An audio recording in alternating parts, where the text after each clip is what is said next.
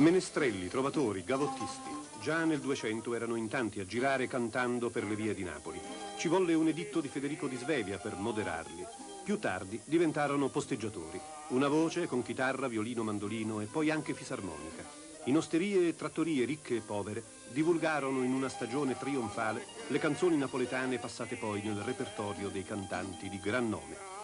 Furono una legione. L'inesorabile tempo li ha dispersi.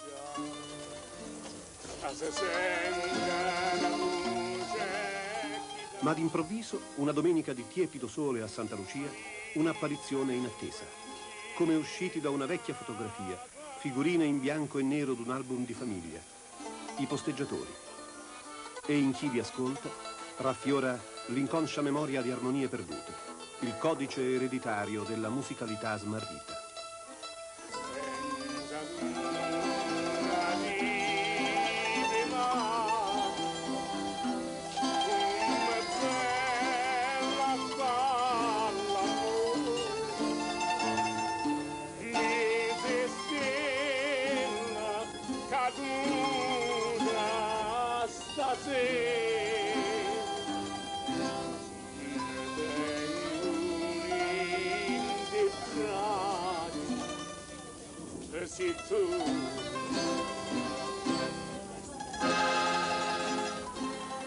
L'incanto è riuscito.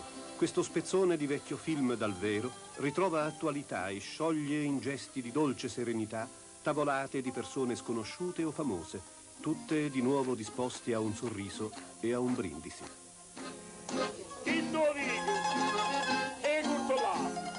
Dicono che a Napoli siano ancora una decina in tutto i classici posteggiatori, ormai riscattati dalla retorica del folklore, ormai inconsapevoli apportatori di poetiche e introvabili sensazioni. Nessun manifesto gigante, nessun titolo elettronico pubblicizzerà mai i nomi di Vincenzo Improta, Donato Faraco, Efisio Pistis, Giuseppe De Blasio. Ma se per caso vi imbatteste in loro, fra i tavoli d'un conosciuto ristorante sul mare, ditegli almeno grazie.